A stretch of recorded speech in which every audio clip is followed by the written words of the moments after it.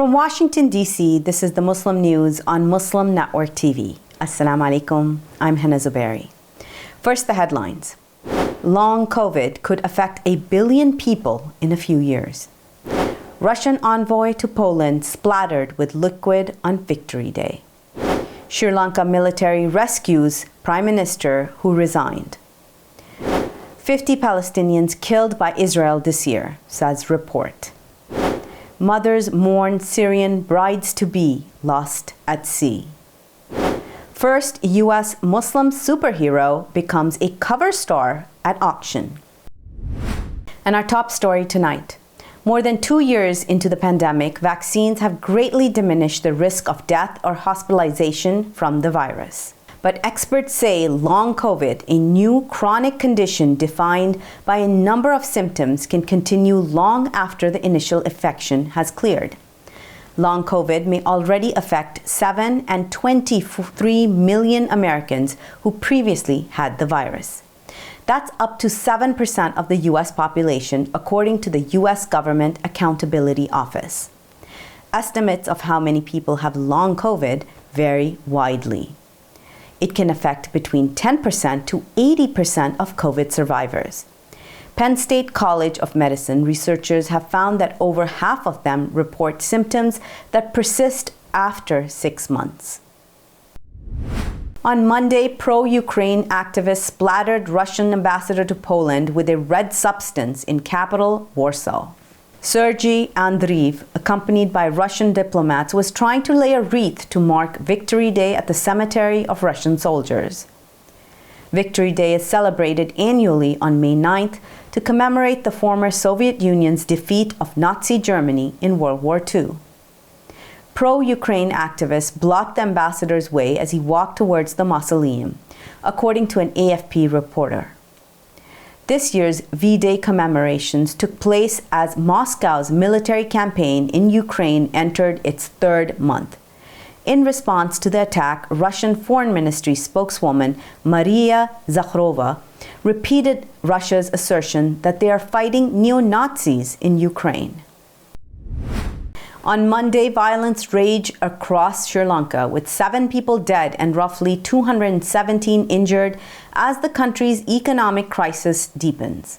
Sri Lanka's outgoing Prime Minister Mahinda Rajapaksa was rescued in a pre-dawn military operation Tuesday, hours after his resignation. Tensions flared, prompting Prime Minister Mahinda Rajapaksa to quit after weeks of protest. Among those killed in the worst unrest since the crisis began was a lawmaker from the ruling party who shot 2 people. Another ruling party politician gunned down 2 others. Sri Lanka is facing its worst economic crisis since its independence from Britain in 1948. The government has been unable to pay for essential imports, including fuel, due to a severe shortage of foreign currency. This has led to serious cuts in power, sometimes for 13 hours. A special segment on the current situation in Sri Lanka is coming up later tonight in our news, so keep watching Muslim News. A Daesh-affiliated group has claimed responsibility for an attack that killed at least 11 Egyptian soldiers on Saturday. The strike targeted a water pumping station east of the Suez Canal. At least 5 other soldiers were wounded, according to the Egyptian military. It was one of the deadliest attacks on Egyptian security forces in recent years. President Abdel Fattah el-Sisi met with the Supreme Council of Armed Forces and top military commanders to discuss the consequences of the attack. The authenticity of the extremist group's claim of the attack, announced on its Armaq news agency, could not be verified. At least 50 Palestinians have been killed by Israeli forces since the start of this year, the Health Ministry reported on Monday.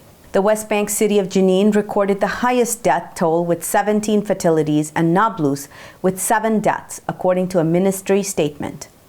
Last year, 14 Palestinians lost their lives to Israeli fire in the same period. Israeli authorities did not comment on the Palestinian statement. In December, Israeli media reported that the military has authorized soldiers to open fire on stone-throwing Palestinians. Tensions have been rising across Palestinian territories amid repeated Israeli arrest campaigns in the occupied West Bank. Israeli settler daily incursions into the Flashpoint Al-Aqsa Mosque complex in East Jerusalem have added fuel to the fire. France's first environmentally friendly mosque, the Great Mosque of Massy, stands out with its energy savings and effective use of natural resources.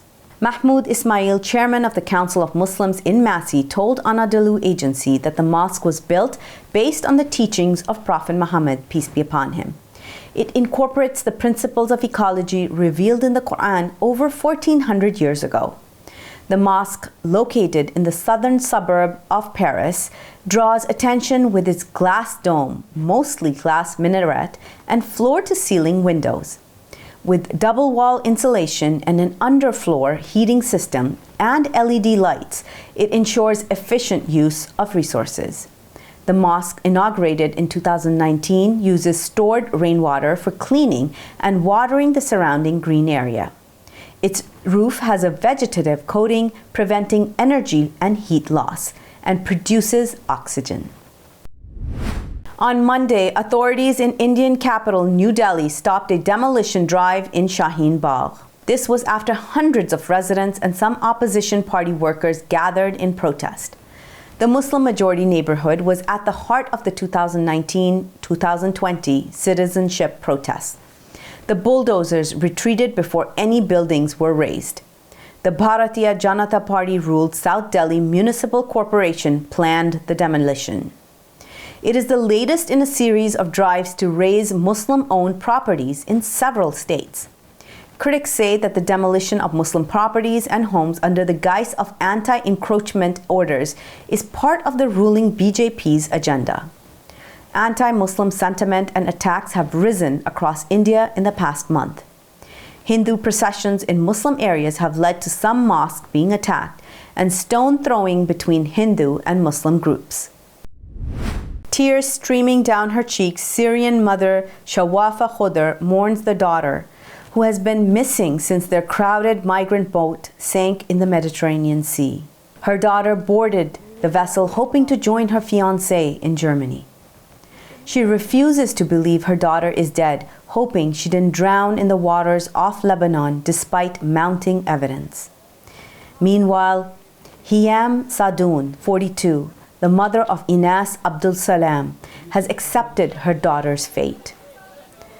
Though Inas's body was never retrieved, Sadoun held a funeral for her inside a tent in the northeast town of Hamishi.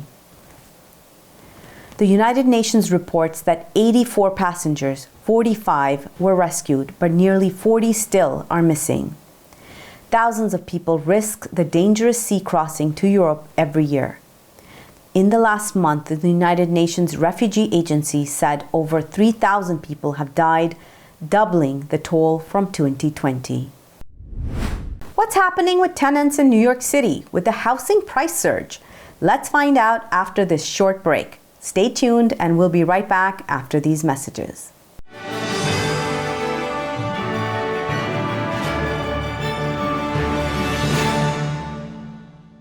Mr. Speaker, if I decide to wear a turban, or you decide to wear a cross, or he decides to wear a kippah or a skull cap, or she decides to wear a hijab or a burqa, does that mean that it is open season for right honourable members of this House to make derogatory and divisive remarks about our appearance? For those of us who from a young age have had to endure and face up to being called names such as Towelhead or Taliban or coming from Bongo land, we can appreciate full well the hurt and pain felt by already vulnerable Muslim women when they are described as looking like bank robbers and letterboxes. So rather than hide behind sham and whitewash investigations, when will the Prime Minister finally apologise for his derogatory and racist remarks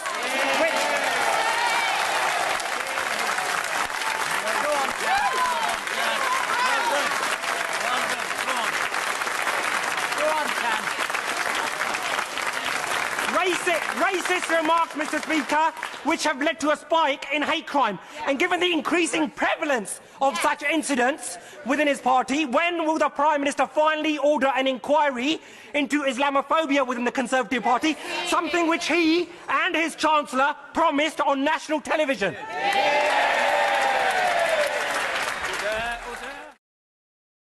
Billboards are popping up all over the country with an... Our neighbors don't realize that Muslims are absolutely opposed to ISIS.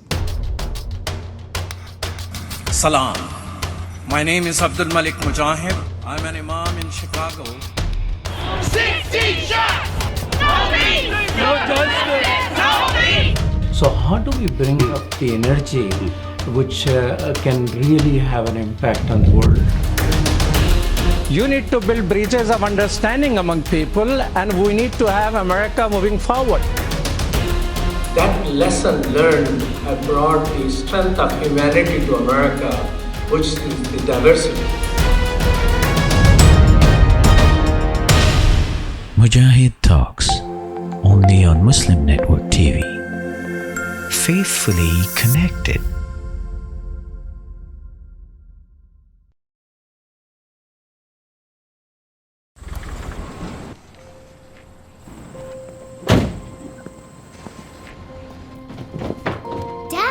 They took over my bedroom. Come on, come on. Okay, Dad. 1, 2, 3.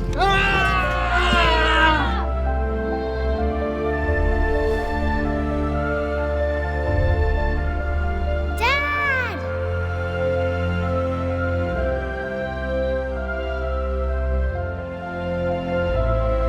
You saved me. Dad? Are you okay? I'm fine, dear.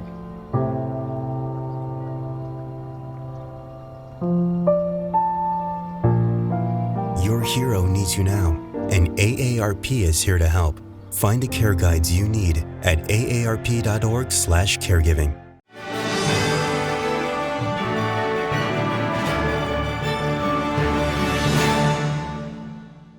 In domestic news today, authorities at the Luke Air Force Base in Arizona are investigating an airman's claim that he is not considered for a post because of his complexion and his beard. A white technical sergeant allegedly texted a black senior airman at the 56th Equipment Maintenance Squadron on Wednesday to say that he will not make a special squadron. When the senior airman asked for a specific reason why, the technical sergeant said he didn't fit the professional image of the Air Force due to his beard. The Air Force prohibits male members from growing beards, but waivers are issued to airmen for medical or religious reasons. He also said that the Air Force is looking for somebody of white complexion, according to a text exchange shared on a Facebook page. A Highland Park, New Jersey man suspected of vandalizing a mural of a Muslim woman in hijab is being charged with a hate crime, prosecutors said. The mural was defaced just 48 hours after its completion. The artwork celebrates local refugee and asylum resettlement efforts, according to a New Jersey 101.5 radio station. The artist collective that helped support the mural said that the artist was racially harassed 3 times while painting it. In a Facebook post, Collab Art said that the intention behind the Home is Where We Make It mural was to condemn acts of bigotry around it. The theme illustrated in its piece radical hospitality.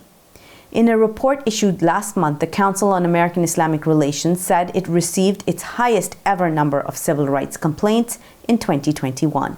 That includes 104 complaints of incidents against Muslims in New Jersey. This marked an 11.5% increase from 2020 and 20% increase from 2019. CARE's New Jersey affiliate said in a separate report posted in its website. A copy of a comic book featuring America's first Muslim superhero was up for auction at this week's Weekend Comic Books Select auction. Kismet, Man of Fate, first appeared in Bomber Comics issue number 1 in 1944. In a 2014 article about the character, scholar A. David Lewis said, Kismet bears recognizing and reclaiming as a Muslim superhero. He noted that the uncommon subtlety of his character in a time of ham-fisted, gimmick-dependent heroes. Kismet's story is set in the heart of 1940s Europe, fighting Nazi forces. The character journeys to southern France, the Czech underground, the German Bavarian Alps, and wherever his mission would lead him. After his debut, Kismet became the cover star for the first time alongside Wonder Boy on Bomber Comic number 3. Brooklyn resident Ann Thu Nhieng has been sending her monthly rent checks like she's been doing for the past 13 years. But over the past few months, the checks haven't been cashed. Nhieng's building was bought in March 2021 by a private, Wall Street-connected real estate firm. Green Book Partners asked all tenants to leave the building. Since then, Nhieng and other residents have been fighting back and suing the property company. Greenbrook owns 153 apartment buildings in Brooklyn, mostly bought during the pandemic. The firm has been criticized in Congress for its predatory behavior.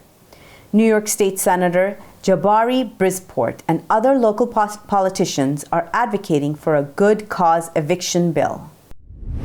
Coming up next after the break is our in-depth analysis segment. So stay tuned and we'll be right back after these messages.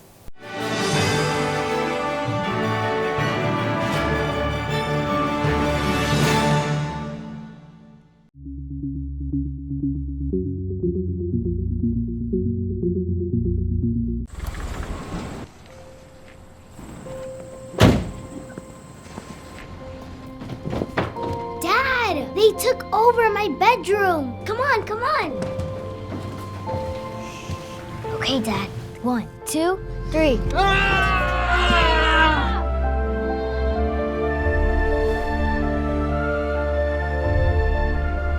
Dad!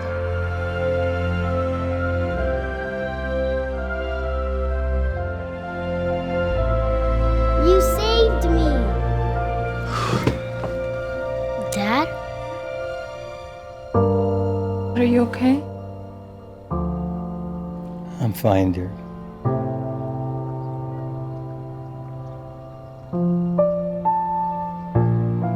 Your hero needs you now, and AARP is here to help. Find the care guides you need at aarp.org/caregiving.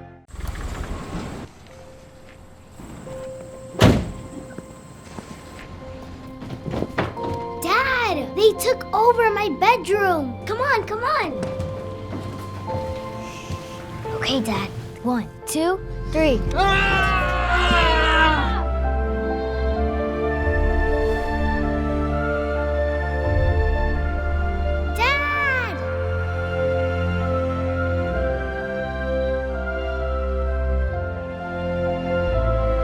You saved me. Dad? Are you okay? I'm fine, dear.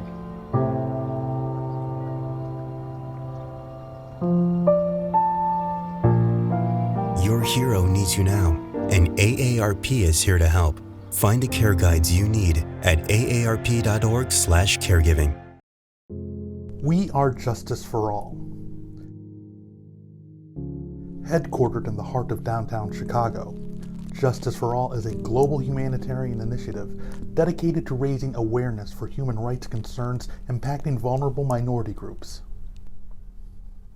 Our diverse team of staff and volunteers, led by Imam Malik Mujahid, work tirelessly to help Justice for All achieve their goals.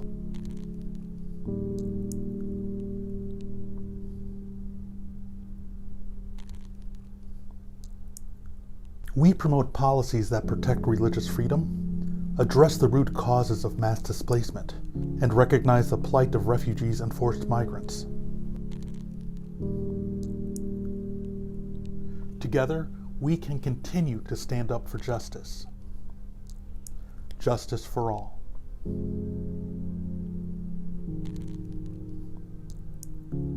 To stop this genocide, we need your help.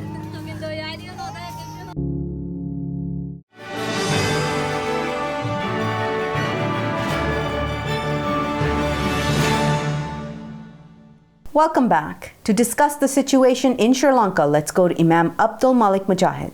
Over to you, Imam Mujahid. Thank you, Hena. In Sri Lanka, the lush green paradise which tourists love to visit is on fire. More than 200 people are injured and numbers of people are dead.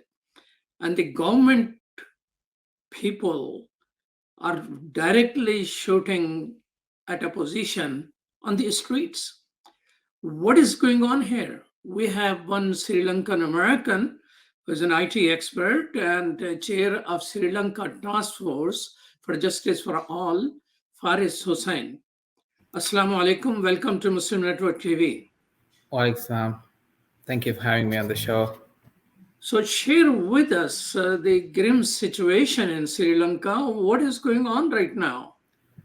I think it's mostly what happened recently was there was a lot of protest for the Prime Minister and the President to vacate the offices. And it's been going on for almost 1 month now.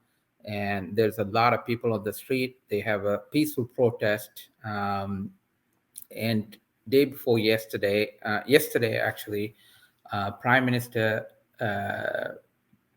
supposed to resign from the post, and he brought in a lot of people to the Prime Minister's office, and they had a meeting, and he stated that he may not leave, and his supporters stated that they don't want him to leave either. And once that was done, there was a mob attack on the peaceful protesters on the street, and the supporters of the Prime Ministers, they went around the street attacking all the protesters, and that turned into mob violence. And at the end of the day, people who saw that on the TV, people who saw that all these appointed parliamentarians and everybody was involved with this attack, and they end up around the country, they end up going to the homes of these member of parliaments who were attacking the peaceful protesters. They were attacking their homes, they're attacking their cars and their supporters, and they're setting up their homes on the fire. And it just went around the country. I think it's almost 30 homes were set on fire, belong to the ruling party members.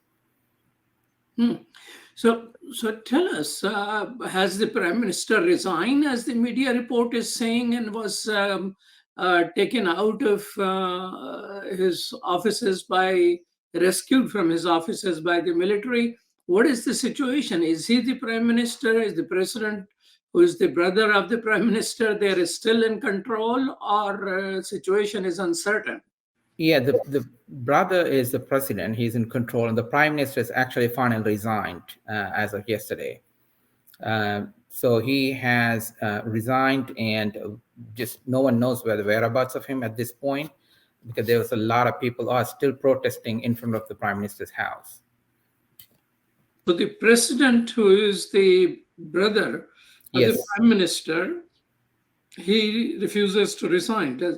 The president is refusing to resign. He's not resigning. And people were asking both him and his party and the entire government to resign at this point. Why Sri Lankans are so upset? So mostly because of mismanagement by the ruling party. This ruling party is ruling Sri Lanka for almost last 20 years, except for the few 5 years that they haven't in power. And prior to that, his brother was the president for 2 terms. And the country is pretty much it's extremely badly managed by this family. They've been in power for the last 20 years. And lastly, when the president's brother, former president's brother, who's the Gotabaya Rajapaksa, became power, he mismanaged the monetary policies, including unnecessary tax cuts for rich, and it's reduced the forex index in Sri Lanka. So currently, they have less than $25 million in foreign reserves.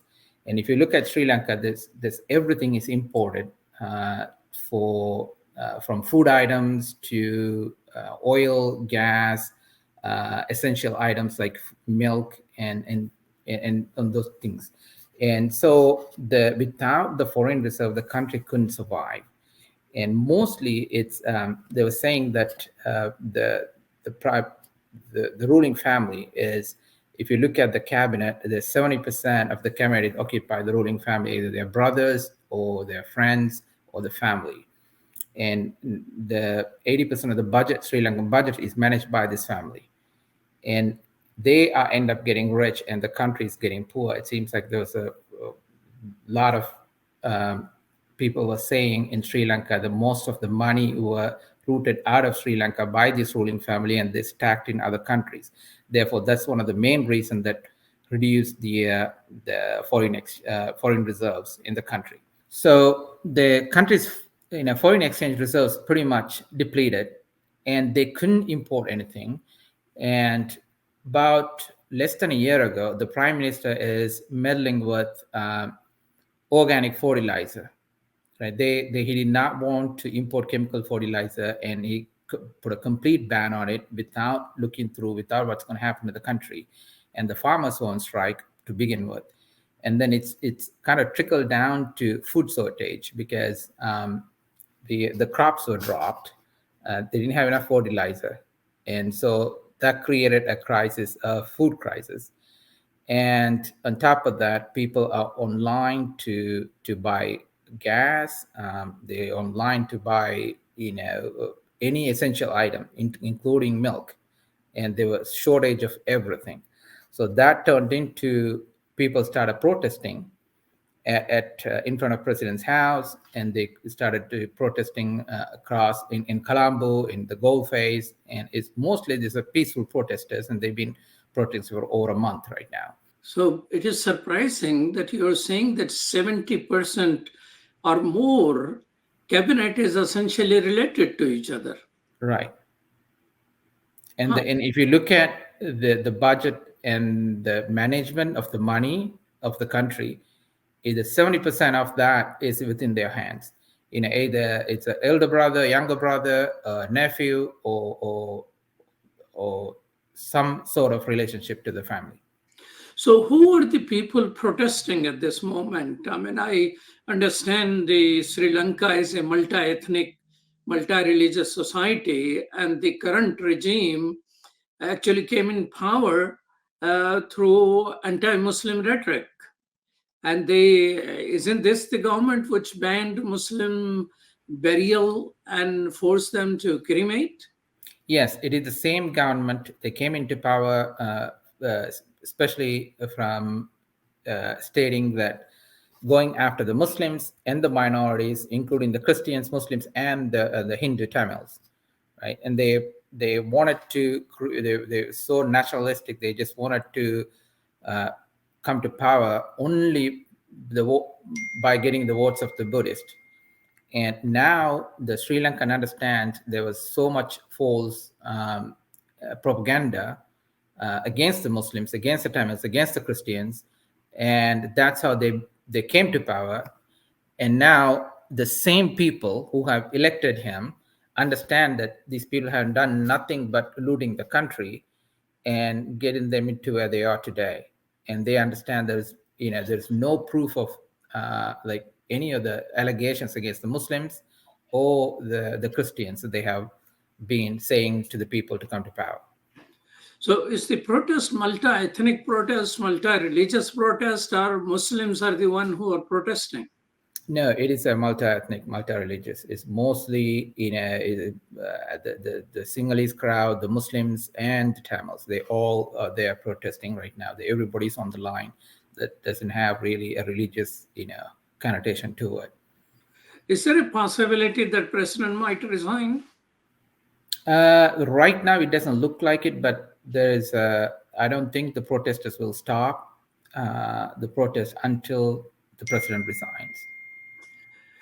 Well, Brother Faris Hussain, thank you so much. Faris Hussain is a Sri Lankan American, a businessman, and chair of Sri Lanka Task Force at Justice for All. Thank you so much for your time. Assalamu alaikum. Thank you for having me on.